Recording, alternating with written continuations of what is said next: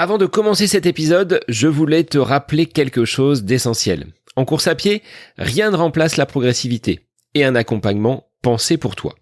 Depuis plusieurs années, j'aide des coureurs et des coureuses qui ont chacun leur réalité.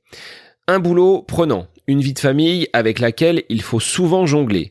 Des objectifs qui évoluent, parfois des doutes, mais une envie toujours présente de progresser sans se brûler les ailes. Mon approche, tu la connais. À travers le podcast, elle est à la fois humaine, pédagogique et centrée sur le plaisir. Concrètement, je crée ton plan sur mesure, adapté à ton niveau, à ton agenda et à ton rythme de vie. Pas de copier-coller, pas de pression.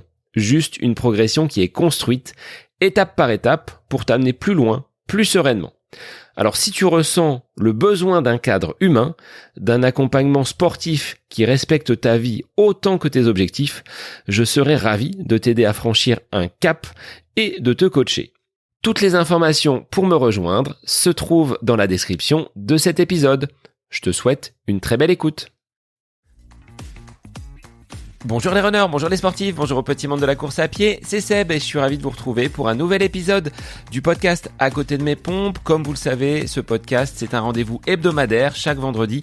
Je vous propose des épisodes pour vous emmener dans cet univers de la course à pied. Alors si vous appréciez ce contenu, n'hésitez pas à vous abonner sur les différentes plateformes d'écoute, à laisser une évaluation sur Spotify ou sur Apple Podcast, ce qui permet au podcast et à tous ces contenus d'être bien plus visibles. Dans l'épisode du jour, je vous emmène dans les coulisses du semi-marathon le plus haut d'Europe.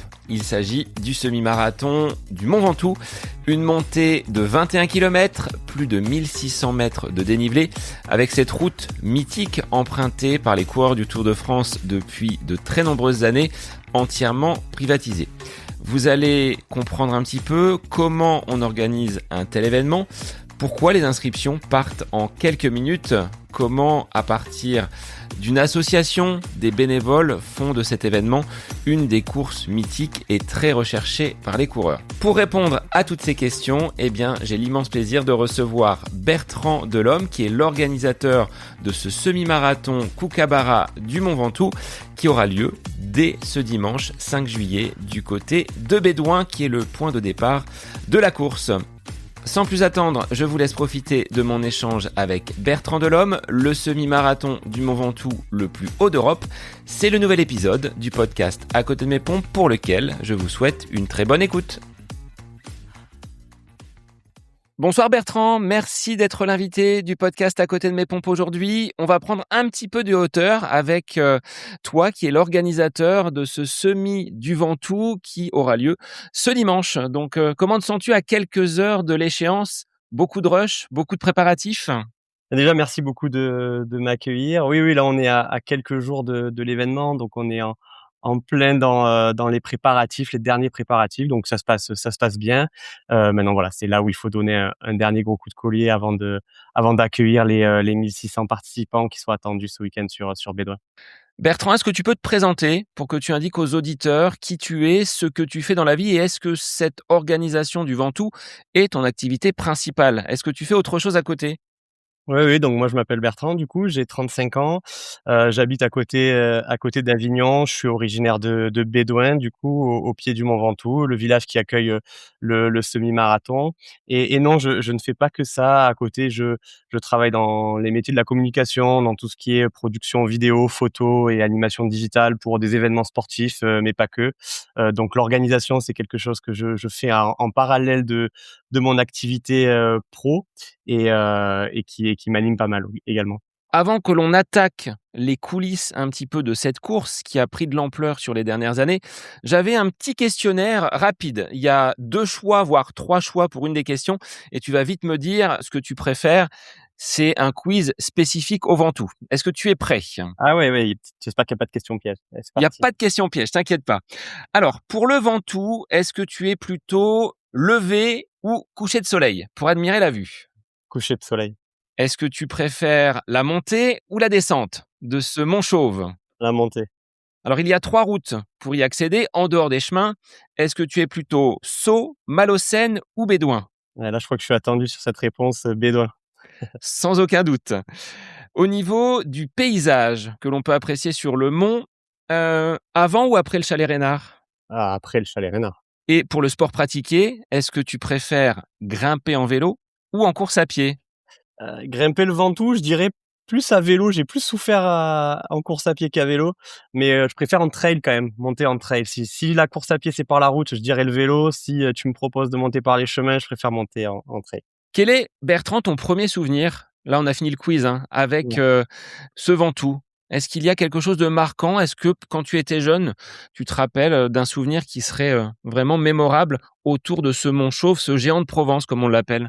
Bah, c'est assez particulier parce que moi j'ai grandi vraiment au pied du Ventoux à Bédoin. Du coup, je suis vraiment originaire de là-bas et finalement quand j'étais jeune, je me rendais pas vraiment compte de ce que ça représentait. Je pense que là où vraiment j'ai réalisé c'est sur les étapes du Tour de France. J'ai en tête, l'étape de Pantani, l'étape de Virenque qui gagne et je pense que ça fait partie des grands souvenirs, que j'associe directement au Ventoux, clairement, donc ouais, je retiendrai ces moments-là et puis après si je dois faire le parallèle avec le semi du Ventoux, je l'ai fait 4 fois et la première ça a été quand même quelque chose de particulier, parce qu'on avait un ami d'enfance qui était décédé et on était monté avec des t-shirts pour lui rendre un petit hommage et du coup ça fait partie aussi des souvenirs un peu marquants que j'ai sur le Ventoux. Alors, il est vrai qu'il est souvent associé aux courses cyclistes. Je notais que la première route a été ouverte en 1886, donc ça remonte un petit peu, hein, en termes de pratique du vélo et de ses premières ascensions. Et sur le plan professionnel, en 1951, ça a été la première fois que le Tour est monté. Pour ce qui est de la course à pied, pourquoi ce projet et à quand remonte l'histoire de ce semi du Ventoux? Bah, ça remonte un petit peu finalement parce qu'elle était, moins connue à l'époque, mais on a eu 3 éditions dans les années 90. En gros, c'était une personne un ancien du village qui courait, qui s'est dit: «Pourquoi pas, faire une course, sur route, faire, Bédoin-Sommet?» On voit les vélos qui montent régulièrement, pourquoi pas la tenter en courant? Donc ça s'est, lancé un petit peu comme ça par des personnages du village qui se sont regroupés pour pouvoir l'organiser. Donc ça a fait 3 éditions, ça s'est arrêté pendant une dizaine d'années et en gros, ça a repris dans les années 2010 à peu près. Donc ça a été repris par mon oncle qui l'a organisé pendant une dizaine d'années. Lui, il était président du club local de foot, très actif dans le milieu associatif. Il courait aussi avec ses copains et ils ont relancé un petit peu cette course à ce moment-là. Donc ça a duré juste avant le Covid en fait et donc voilà, c'était vraiment proposer un peu une montée différente. On a énormément de tourisme, cyclo, sur Bédoin pendant toute la période estivale et là, de pouvoir se dire qu'on organise une course un peu différente, sur route, en courant, bah, c'était un peu, quelque chose qui se faisait pas énormément. Puis c'était une période aussi finalement où il y a quand même pas mal de courses sur côte. Ça marchait plutôt bien à cette période-là et donc ils se sont dit: «Bah, le Ventoux ça s'y prête, c'est un col mythique, donc pourquoi pas proposer ça aussi, sur, le mont Ventoux, quoi». Je sais qu'il y a, je crois, la montée du col de la Bonnette qui existe également, un Ouais. petit peu plus à l'est de ta région. C'est particulier, 1 600 mètres de dénivelé. Comment on s'y prépare pour affronter ces 21 kilomètres et les lacets du Mont Ventoux?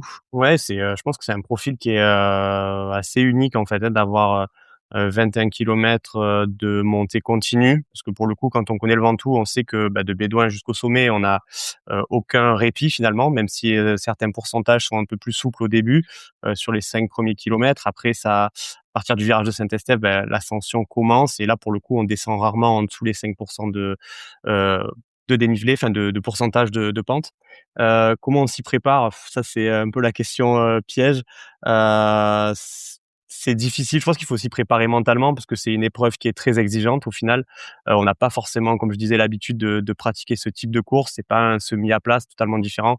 Donc je pense dans une préparation, arriver à intégrer un petit peu de côte, de séances de côte, je pense que déjà pour s'y préparer musculairement, c'est quand même, intéressant et puis après c'est une course de gestion, je pense vraiment, si on commence à arriver dans une zone rouge, c'est compliqué de redescendre, vu le profil de la course. Donc, arriver à bien gérer l'effort, le lisser sur toute la durée, c'est quand même, je pense, quelque chose de clé pour arriver au bout. Et puis, moi, ce que j'aime bien dans cette course, c'est que c'est un vrai défi au final pour les élites comme pour les coureurs amateurs. On vient pas chercher un chrono, on vient vraiment chercher, quelque chose de différent et je trouve que c'est ce qui fait aussi la valeur de cette course. Tu parles justement des élites. Est-ce que tu as eu besoin de les convaincre beaucoup pour venir, sur ta course? Ou est-ce que, ce sont des personnes qui, te sollicitent pour venir y prendre part? Ah, je pense qu'il y a un peu des 2. Aujourd'hui, la course est un peu plus connue, donc ça attire la curiosité, ça attise la curiosité aussi de ces coureurs élites qui veulent, s'y frotter aussi, une fois dans leur carrière au moins. En général, on y revient. Quand on y est venu une fois, on a envie de faire mieux souvent parce que la première fois, c'est souvent, compliqué, quand on ne connaît pas le profil, on l'imagine, mais quand on est dessus, c'est quand même différent. Donc voilà, c'est un peu des 2. On a des coureurs élites qui se manifestent d'eux-mêmes pour venir participer et puis, nous aussi, on a des envies, hein, de coureurs qu'on a envie de faire venir courir sur le Ventoux. Donc on n'hésite pas aussi à les contacter et puis à essayer de les motiver aussi pour venir. On est sur une période où c'est souvent une fin de saison pour ces athlètes. Donc ça peut se caler, dans leur calendrier. Mais aussi ça aussi pour les élites, c'est là où je rassure finalement un peu tout le monde, c'est que ça peut leur faire peur, et parfois certains nous disent, «Ouais, je suis pas prêt» ou, «Pour l'instant, je me sens pas encore capable de réaliser ce profil». Alors évidemment qu'ils sont capables de rentrer dans la barrière horaire, mais en tout cas au niveau eux, ils espèrent être sur ce type de course. Donc voilà, on a un peu de tout à ce niveau-là. Tu parles de barrière horaire, c'est qu'il y a, une occupation de la route qui est, vraiment, fermée pendant toute la période. Est-ce que c'est difficile d'obtenir des autorisations pour fermer les accès au Mont Ventoux? Comme tu l'as dit tout à l'heure, emprunté par les touristes, par les cyclistes, avec ce panorama qu'on a quand Mmh. on est au sommet. Comment tu as dû gérer, composer avec, les autorités locales, la préfecture pour, bénéficier de cette privatisation du Ventoux pour, une bonne partie de cette matinée? C'est vrai on le banalise souvent, mais arriver à avoir cette route fermée, sur cette période-là, sur toute une matinée, pour les coureurs, c'est quand même quelque chose de «privilégié» entre guillemets, parce que quand on sait que sur cette période, on a environ 1 500 cyclistes qui montent, par jour sur, la route de Bédoin pour arriver au sommet, sur la face sud, forcément quand on la ferme, ça fait des mécontents. Là-dessus, on a eu de la chance, que ce soit très bien géré, auparavant par l'équipe, qui était là avant nous, qui avait déjà ces autorisations-là de pouvoir, obtenir cette fermeture temporaire. Et ça se fait dans la continuité. On a de très bonnes relations avec la préfecture, ça se passe très bien avec les autorités locales. Donc voilà, ça travaille en bonne intelligence entre guillemets et puis voilà, c'est une course qui aussi qui met en lumière aussi le territoire, qui valorise, pas mal les acteurs locaux. Donc ça permet aussi d'avoir une acceptation en local qui est importante et qui nous permet aussi d'avoir ces autorisations et de pouvoir continuer à en bénéficier. Donc, c'est tant mieux et je trouve que c'est bien aussi d'avoir ce temps-là dans la saison, qui est aussi réservé aux coureurs, un public aussi différent de ce qu'on peut retrouver tout au long de l'année sur le village en termes touristiques. Au niveau du peloton, tu disais 1 600 participants, ce qui correspond aux 1 600 mètres de dénivelé à parcourir, ou c'est une jauge qui a été imposée par, les autorités préfectorales? Non, non, non, là aujourd'hui, nous on est sur une jauge qui nous semble être, bien gérable en termes d'organisation. On est parti, quand on a repris, on était autour de 600 participants. On a monté, progressivement cette jauge-là de 200 coureurs à peu près sur chaque édition, 200-300 coureurs. L'année dernière, on était à 1 500. Cette année, on sera à 1 600 pardon. C'est pas une évolution énorme, mais ça représente quand même une centaine de coureurs en plus. Pour nous, c'est pour une jauge qui nous semble être, bien dans le sens où on garde quand même, un événement qui est à taille humaine, où on a le temps aussi d'échanger, de pouvoir, profiter aussi du week-end et de rencontrer un maximum de personnes. C'est aussi, gérable parce que nous, on est une association, bénévole qui organisons cet événement. Donc c'est déjà pas mal de boulot et voilà sur cette taille d'événement, on prend pas mal de plaisir et en même temps les coureurs se retrouvent, comment dire? Sur une expérience qui est un petit peu à part de ce qu'ils peuvent retrouver sur des gros semi-marathons, sur un Marseille-Cassis ou autre. Ce sont de très beaux événements, hein, Marseille-Cassis, mais on est encore sur quelque chose de différent avec, beaucoup plus de flux. Là, quand on se retrouve un peu, sur la partie, à partir du 10e, kilomètre, le peloton s'étire un petit peu et on a une expérience un petit peu à part, un peu unique dans la forêt avant de sortir au Chalet Reynard. Donc on veut préserver cela et puis après on a aussi des contraintes organisationnelles avec, la plateforme du sommet qui est pas extensible. On doit faire redescendre les coureurs en bus, donc on peut pas en stationner 50 non plus au sommet. Donc voilà, il y a pas mal de paramètres à prendre en compte. On est aussi sur une zone protégée, donc il faut le prendre, en compte également. Donc voilà, on pense que c'est une bonne jauge. C'est pas lié au dénivelé, c'est une jauge qui évolue. Nous, plus la jauge qui nous attire, c'est celle de l'altitude du Ventoux à 1910. On n'y est pas encore. Je sais pas si on ira un jour, mais en tout cas, on s'en rapproche aujourd'hui. Au vu de l'engouement des inscriptions, Bertrand, et de la rapidité à laquelle partent les dossards, est-ce qu'il n'y a pas un peu de frustration sous ta casquette, là au sens propre, hein, parce que tu as la casquette pour l'enregistrement, de frustration de ne pas pouvoir offrir plus de dossards? Est-ce que tu reçois des messages en disant vous avez fermé trop vite, il n'y a pas assez de dossards? Est-ce que c'est des remarques que tu peux Mmh. recevoir de la part des coureurs? Oui, oui, complètement, c'est un vrai sujet. On en parle, sur chaque édition. Aujourd'hui, la demande, elle est telle qu'on peut pas la satisfaire. Ça, c'est une réalité. On a plus de je pense, facilement plus de 10 000 demandes et je pense que c'est largement sous-estimé. Je pense qu'on est à bien plus, heu et on peut offrir que, 1 600 dossards entre guillemets.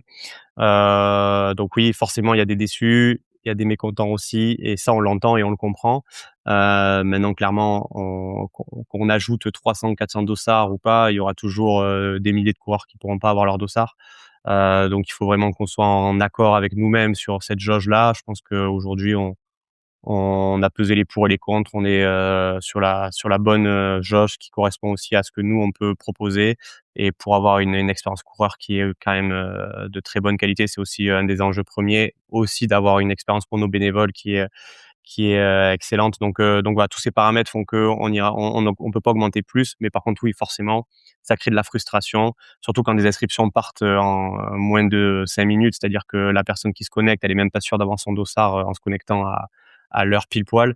Donc ça, c'est frustrant évidemment, mais on a réfléchi à des tirages au sort, à d'autres Ah, manières c'était de la question que j'allais te poser. Qu'est-ce que tu ouais. peux proposer comme alternative, que quelqu'un, par exemple, qui fasse l'édition 2026 ne puisse peut-être pas faire 2027? Est-ce que c'est des choses qu'on peut envisager pour qu'il y ait une rotation et que les coureurs puissent vivre cette expérience sur le Ventoux?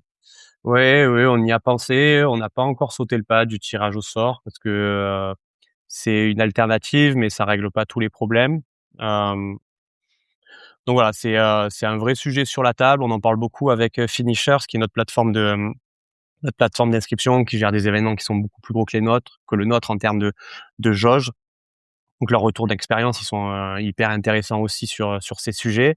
Hem, voilà, peut-être que ça évoluera en 2027, mais c'est pas acté.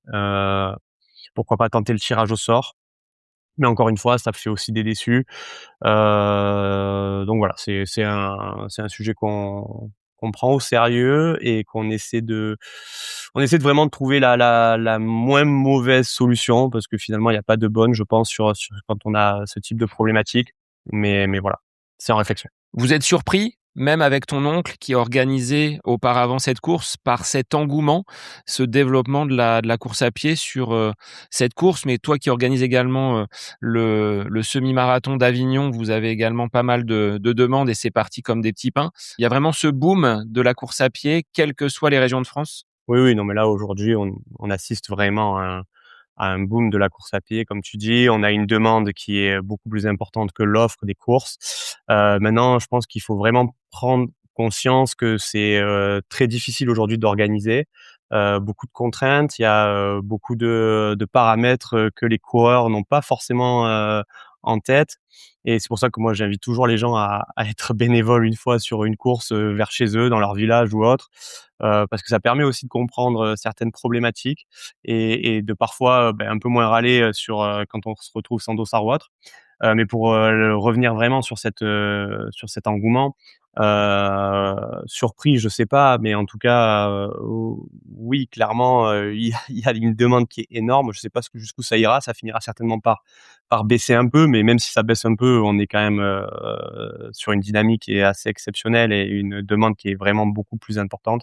Mais on le voit finalement sur toutes les courses, même, aujourd'hui des courses, entre guillemets «de moins grosse envergure». si tu t'inscris pas un mois avant, tu pas ton dossard, quoi. Ça, c'est une certitude. Les inscriptions sur place, comme on faisait à l'époque, le jour même, ça existe plus, ça, c'est plus possible. Donc après, voilà, je pense que les coureurs en ont conscience, anticipent un peu plus aussi leurs inscriptions. Mais c'est une contrainte parce que des fois, tu sais pas ce que tu vas faire un an après et ça, on le comprend bien. Mais voilà, maintenant, il y a des bourses au dossard, des bourses d'échange qui sont aussi mises en place pour que les coureurs puissent s'aider, être remboursés et que ça puisse faire aussi 1 € derrière. Donc c'est aussi une organisation à trouver. Est-ce que pour toi, le fait d'avoir ce pool de dossards qui part à une vitesse folle, c'est rassurant en tant qu'organisateur? Parce que derrière, il y a quand même, un enjeu financier. Tu mets en place des moyens, il y a les secours, il y a le ravitaillement, il y a, les dotations pour les coureurs. Est-ce que c'est quand même un petit peu plus facile quand tu sais où tu vas sur le plan financier avec, cette somme qui va venir à toi très rapidement à quelques mois finalement de la course? Oui, oui, on va pas se mentir, c'est rassurant. Maintenant, en toute transparence, moi, si les dossards partaient en 2 semaines, ça me dérangerait pas non plus parce que, on est dans une dynamique telle que, qu'on sait que ça va se remplir. Heu, Ce qui est difficile, c'est plus aujourd'hui, comme on disait tout à l'heure, de voir ces dossards partir en 30 secondes. Heu, c'est, heu, c'est presque trop vite, en fait. Mais ça, on le maîtrise pas et on a aucune espèce de levier là-dessus, ou d'action possible. Donc on est un peu spectateur. Aujourd'hui, nous, cette année, ce qu'on avait tenté, c'est de faire les inscriptions en 2 temps, de faire 50 des dossards le matin, 50 des dossards le soir, pour pouvoir permettre à des personnes, qui sont pas forcément disponibles à midi, de l'être, à 18 h ou à 20 h. Maintenant, ça résout pas forcément le problème parce que la personne se connecte, il y a 500 dossards de disponibles, 4 000 personnes de connectées en simultané. Forcément, c'est celui qui va remplir son panier en premier qui va pouvoir, avoir son dossard. Donc c'est un peu une course qui est avant la course. Mais voilà, ça on le maîtrise pas.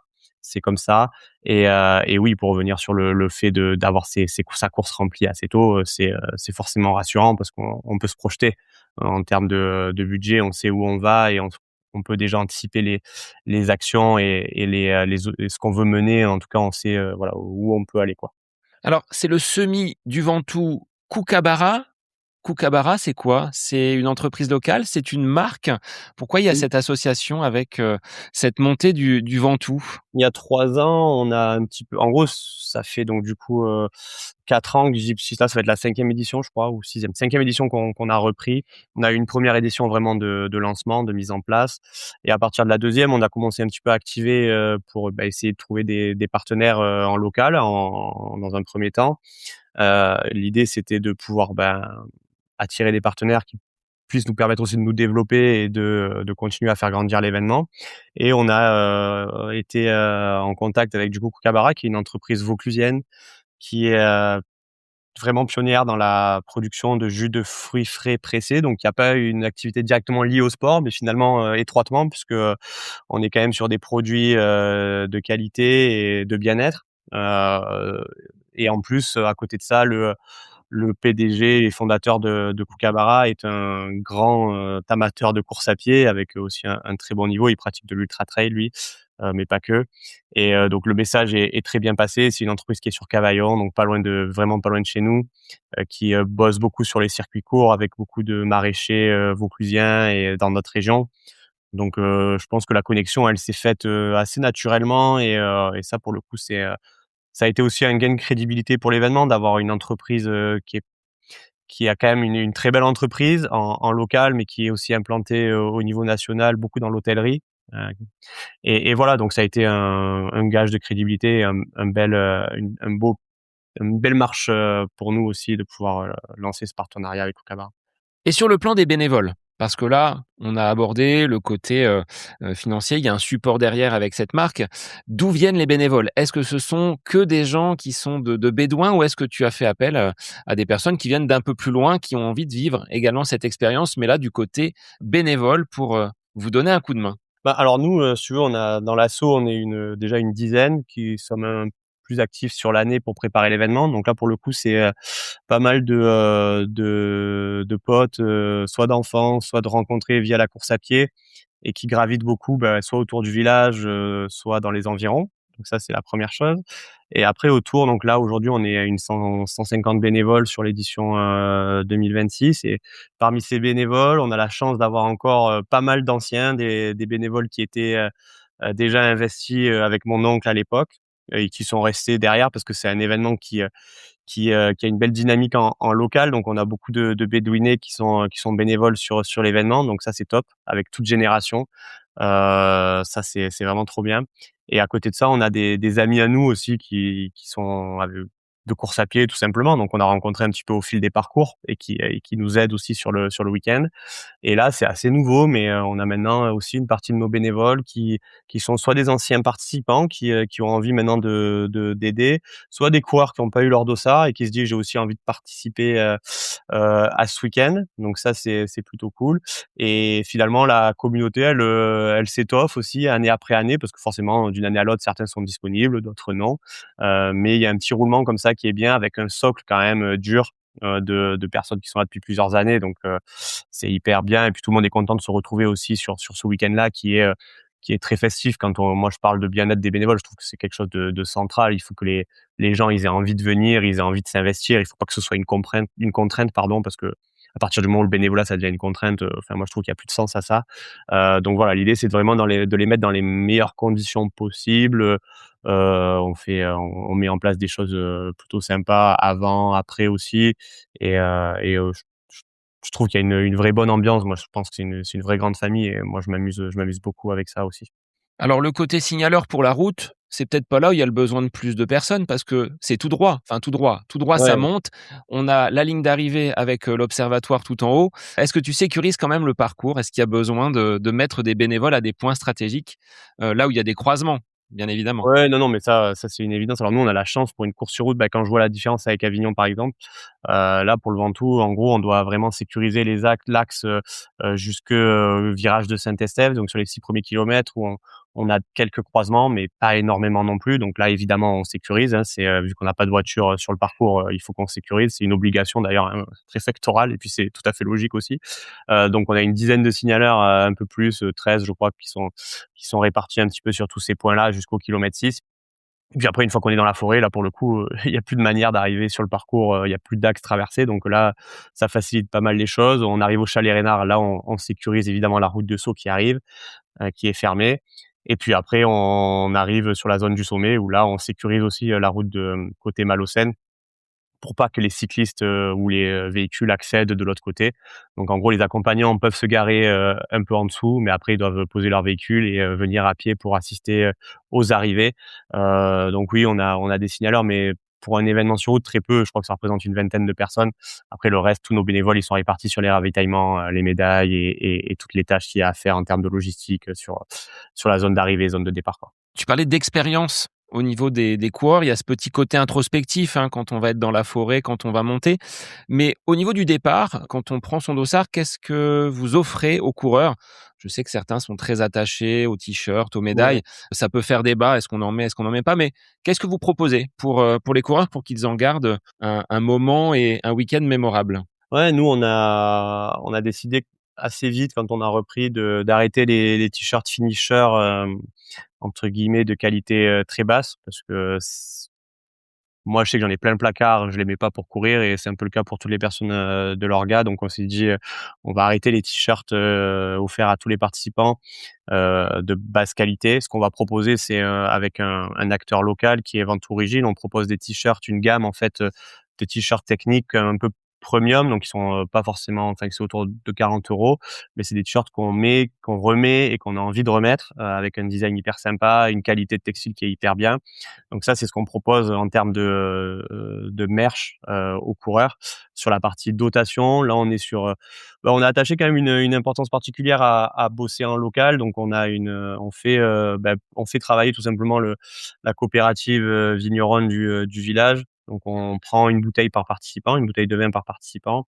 On est quand même dans un milieu de terroir où, la vigne a quand même une place importante. Donc on trouvait ça sympa aussi de pouvoir offrir, ce beau cadeau aux participants. Après, forcément, on offre un jus aussi, Kookaburra, donc c'est quand même un vrai produit local aussi, de qualité.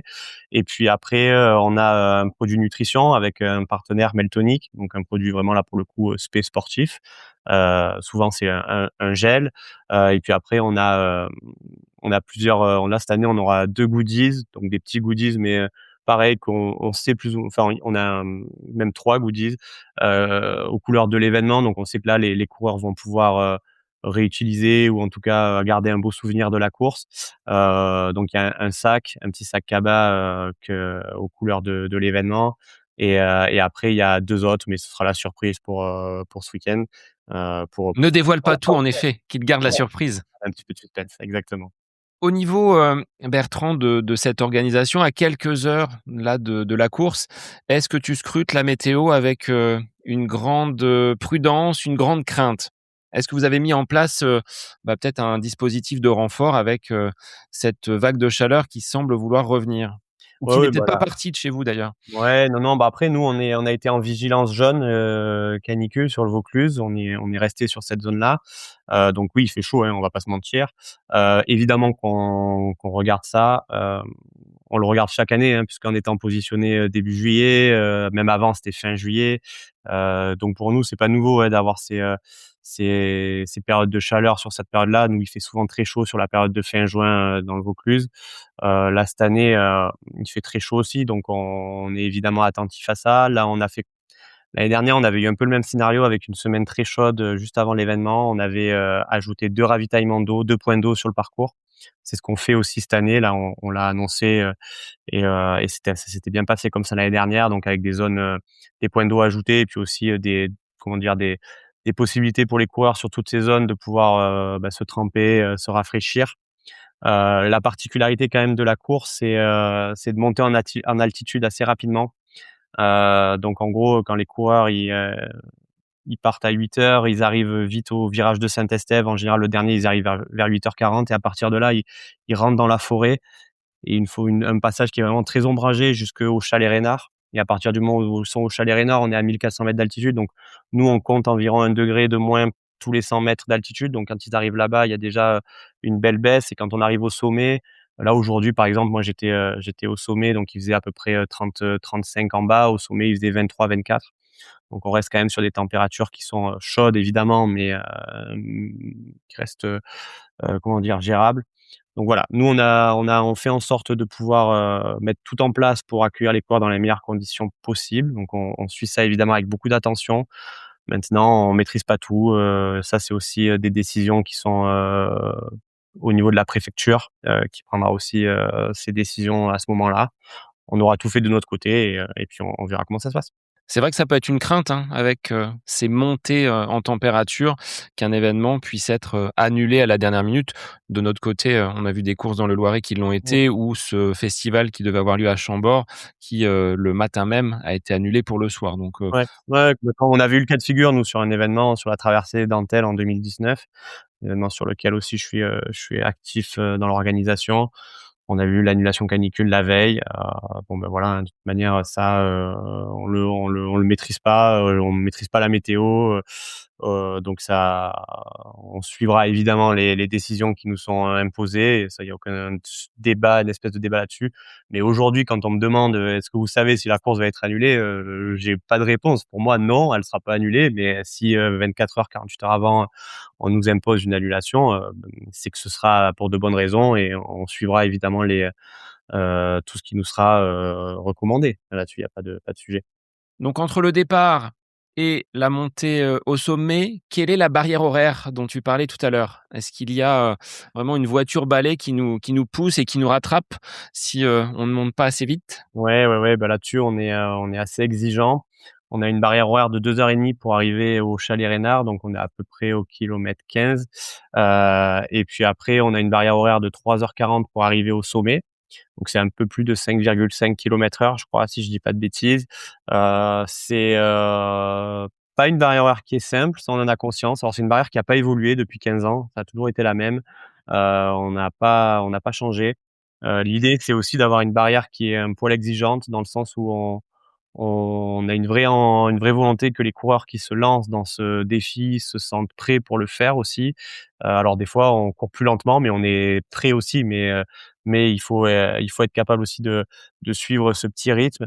Et puis c'est aussi des contraintes, hein, en termes de on a la fermeture de la route jusqu'à 13h, c'est pas extensible. On a des contraintes d'organisation, donc c'est aussi calé, en fonction de ça. Mais voilà, l'année dernière, on a vu seulement 3 personnes d'arrêter sur les 1 500, sur la barrière horaire, donc ça veut dire que cette barrière horaire, elle est pas non plus, injouable, au contraire. Et en général, ça se passe très bien, quoi. Est-ce que tu places des meneurs d'allure ou est-ce que c'est difficile au vu de la topographie de la course? Non, on n'a pas de meneur d'allure, parce que comme je le disais tout à l'heure, c'est pas une course à chrono et que du coup, il y a pas cette volonté d'avoir de meneur d'allure. On a des personnes qui ferment par contre, qui accompagnent les derniers participants, pour les rassurer, pour aussi les accompagner dans les meilleures conditions possibles, jusqu'aux barrières horaires et jusqu'au sommet. Mais non, on a une voiture qui ouvre, mais on n'a pas de meneur d'allure sur des chronos. En général, les coureurs se retrouvent vite par groupe et par niveau, quoi. Alors je regardais, hein, au niveau des chronos, Hassan Chadi qui a le meilleur chrono sur la distance, c'est 1h29 et 10 secondes avec un RP à plat de 1h01. Donc on voit quand même le delta et la difficulté de ta course. Et pour Anaïs Kemener, 1h48,05 pour 1h11 à plat. Donc il y a quand même, comme tu le disais, une grosse différence. La montée, bien évidemment, Mmh. qui apporte de la difficulté, et l'altitude qui vient se greffer. C'est les 2 paramètres qui, perturbent un petit peu ces coureurs qui, vont très, très vite à plat. Ouais, ouais, non, mais complètement. L'année dernière, on s'était amusé sur les réseaux à justement faire un parallèle un peu, avec les derniers vainqueurs et en comparant leur perf à plat et leur perf au Ventoux. Donc comme tu l'as dit, on est autour entre, 23 et 35 minutes, en fonction des athlètes. Donc c'est quand même, pas négligeable. Heu pour moi, on rajoute 1 kilomètre par 100 mètres de dénivelé, donc finalement l'effort, il peut s'apparenter à un 36 kilomètres, quoi, enfin, ouais, 37 même. C'est pas rien, et on le voit, d'ailleurs à travers les performances des élites. Souvent ils disent que c'est très dur, on va pas se mentir, hein, même s'ils ont des super niveaux. Hassan Chadi, quand il fait le record, c'est quand il préparait les jeux olympiques, donc il était dans une grosse forme. Il avait fait vraiment un chrono assez énorme. Moi, je pensais pas qu'on arrive à descendre, comme ça, sous la barre des 1:30. L'année dernière, celui qui gagne, c'est, Manu Lévis qui est, je pense cette année un des meilleurs, demi-fondeurs français, et il était à 1:30, et quelques. Il était pas loin du record, mais il a pas réussi à le battre. Donc pour voilà, pour mettre encore en plus en valeur, cette performance qu'avait réalisée Hassan. Ouais, non, non, clairement, c'est un effort qui est pas simple, et comme je le disais, peu importe le niveau finalement. Est-ce que les trailers ont une carte à jouer? Le fait qu'il y ait cette, montée longue, eux qui Mmh. ont l'habitude de courir en montée, ils ont Mmh. l'habitude de l'altitude. Toi qui es, un régional de l'étape, tu dois en croiser et tu pratiques également. Ouais. Alors est-ce qu'un trailer a, des capacités plus adaptées à ce profil du Ventoux qu'un coureur sur route? Bah, on se rend compte quand même que la base de vitesse, pour le Ventoux, c'est, quand même un gros plus. Là, quand on voit les performances sur ces dernières années. Après aujourd'hui, quand on voit le niveau des trailers, sur route, c'est quand même, assez exceptionnel aussi. Moi, j'aimerais bien voir un Kylian Jornet un jour sur le Ventoux. Je pense qu'il aurait ou un Rémi Bonnet, par exemple, qui a une vitesse ascensionnelle assez folle. Hem Et puis après, on a aussi quand même, Kylian Haller, qui est champion de France de trail, court en 2024, si je dis pas de bêtises, qui avait fait 2e derrière Hassan Chadi, justement, l'année où il fait son record. Mais à côté de ça, quand on regarde ses perfs sur route, à Kylian Haller, c'est un super trailer, mais c'est un gars qui court, en 2h15 le marathon aussi, donc quelqu'un qui va très vite, à plat aussi. Mais oui, clairement, des trailers ont leur carte à jouer. Je pense qu'aujourd'hui, comme je dis, les trailers sont obligés d'aller très vite sur du plat aussi pour pouvoir tenir les rythmes même sur des ultras. Et c'est ça que j'aime bien sur notre course aussi, c'est qu'on on attire, bah, à la fois des coureurs sur route qui ont envie de faire autre chose que d'aller chercher un chrono, sur un semi-plat ou un marathon ou un 10 kilomètres. Et à côté de ça, des trailers qui se disent: «Bon, bah, j'ai pas trop envie de faire de la route, mais là, vu que ça monte, et que c'est le Ventoux, bah, pourquoi pas me lancer?» Et puis aussi des cyclistes qui, ont peut-être envie de poser leur vélo un jour et de faire une montée. Donc c'est un peu ça le challenge. On a vraiment tout type de profil, et c'est ça qui est intéressant. Quelles sont les émotions qui se dégagent une fois que la ligne d'arrivée est passée pour ces coureurs qui ont franchi l'ascension du Ventoux? Ah, je pense, il faut le vivre pour vraiment avoir conscience de tout ça. Moi, c'est ce que j'aime tout particulièrement dans cette course, c'est les émotions, que peuvent apporter justement le semi du Ventoux. Quand on voit les gens passer la ligne d'arrivée au sommet, je pense que enfin, il y a quelque chose de différent, et c'est vraiment ce qui se retranscrit aussi dans leurs émotions. C'est un défi qui est hyper dur. Je pense que pas mal de fois, quand on est sur la montée, on se demande ce qu'on fait là, pourquoi on est là et pourquoi on s'est lancé dans ce truc. Mais quand on arrive en haut avec la vue dégagée, c'est lunaire, quoi. C'est quelque chose qui est unique. Et là, c'est pas parce que je suis originaire de là-bas, mais il faut vraiment le vivre pour comprendre tout ce qui peut se passer dans une course comme ça. Ouais, c'est quand même quelque chose c'est un col mythique, le Ventoux, et quand on arrive à réaliser ce type de performance, peu importe le niveau, peu importe le chrono, je pense qu'on s'en souvient quand même pas mal de temps. Alors, si on devait encore convaincre des auditeurs de participer, non pas à cette édition 2026, mais pour 2027, qu'est-ce que tu pourrais leur dire? Si tu avais deux, trois mots, deux, trois punchlines pour les inciter à tenter l'inscription pour la prochaine édition. Non, mais je pense que le Ventoux, ça fait rêver, c'est un mythe dans le monde du sport, tout simplement. Ça il se mérite, le Ventoux, donc j'ai envie de dire que, finalement, c'est pas à moi de convaincre les gens de venir, mais il faut pas avoir peur finalement de se lancer dans un défi comme ça. À partir du moment où on a déjà couru un semi-marathon, où on a déjà préparé des 10 kilomètres, ou même, qu'on a couru un marathon, il faut pas se dire que c'est, comment dire? Intouchable. Nous, ce qu'on veut vraiment, c'est donner envie à de plus en plus de femmes aussi de se lancer dans ce défi-là, parce que l'année dernière, on était à moins de 15 de participantes, c'était trop peu. Cette année, on a réussi à bloquer les inscriptions à 30 réservées aux filles, donc on aura plus de féminines sur l'événement. Ça, c'est vraiment trop bien, et il faut pas se mettre de barrière, il faut le tenter. Au pire, on se fait bloquer à la barrière horaire, on y reviendra. Mais c'est vraiment une expérience qui est à part, vraiment, et je pense que c'est, le Ventoux, c'est un mythe, et le monter en courant, comme ça, c'est une expérience de fou, donc il faut pas hésiter à se lancer, quoi. Alors Bertrand, j'ai une traditionnelle dernière question du podcast. Quel serait ton instant à côté de tes pompes? C'est-à-dire que tu n'es pas dans l'organisation du semi du Ventoux, tu n'es pas sur l'organisation de cette prochaine course du côté d'Avignon. Qu'est-ce que tu aimes faire quand tu es à côté de tes pompes? Ah beh, j'essaie de profiter de mes proches au max parce que finalement, il y a pas beaucoup de temps et pas beaucoup d'occasions, donc ouais, j'ai 2 grands garçons et ma conjointe, donc on essaie de passer, le maximum de temps et d'optimiser tous ces moments un peu à côté. On fait, on aime le sport, mine de rien, les petits aussi, donc on essaie de profiter à ce niveau-là, d'aller se balader et de découvrir aussi tout ce qu'il y a autour de nous. Donc ouais, à côté de mes pompes, c'est trouver du temps aussi pour la famille, ouais. En pratique, pour les coureurs qui sont auditeurs et qui participeront à ce semi dimanche, je te laisse redonner les informations pratiques, que ce soit l'heure de départ, les consignes du chef de course là. Ah bah, du coup, c'est rendez-vous, à partir de midi samedi, sur le village, de Bédoin, place de la République, avec, le village partenaire, le retrait des dossards, retrait de dotation, donc de midi à 19h. On aura la présentation des élites à 17h30, sur la place de la République, du coup. Et puis après, le dimanche, temps fort, départ de la course à 8h. Pour, ceux qui n'ont pas pu récupérer leur dossard le samedi, il y aura une permanence de 6h à 7h30, sur, la zone de départ finalement, puisque le retrait des dossards est vraiment en face de la ligne de départ, et puis après on aura, le départ à 8h. On aura la chance d'avoir une diffusion en direct sur YouTube, donc toutes les personnes qui pourront pas, courir tout simplement, ils pourront la suivre aussi devant leur écran. Cette année, on a vraiment, essayé de passer un cap à ce niveau-là, donc ça va être vraiment sympa. Et puis 8h, donc les premières arrivées, au sommet du Ventoux, en 1 heure et demie, donc vers 9h30. Les derniers du coup vers 11h à peu près, non pardon 13h40, plutôt vers midi, ça serait un peu rapide, vers 11h40.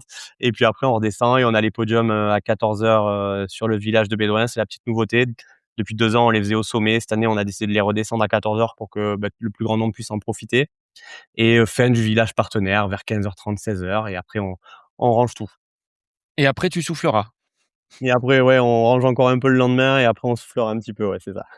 Eh bien, merci Bertrand d'avoir pris du temps dans ton agenda, je pense très très serré sur cette dernière semaine, ces derniers jours avant donc la course, c'est le Semi du Ventoux et c'est ce dimanche au départ de Bédoin. Merci Bertrand. Merci beaucoup. Et pour les auditeurs, eh bien, lancez-vous pour l'année prochaine, édition 2027. Et moi, je vous dis à la semaine prochaine pour un nouvel épisode du podcast À côté de mes pompes. Bonne semaine à vous. Cet épisode avec invité sur le podcast À côté de mes pompes est désormais terminé. Je vous remercie infiniment pour votre écoute. N'hésitez pas sur les différentes plateformes à venir échanger, à entamer la conversation. C'est un réel plaisir pour moi que de prolonger ces discussions. Je vous souhaite une très belle fin de journée et je vous dis à la semaine prochaine pour un nouvel épisode du podcast À côté de mes pompes.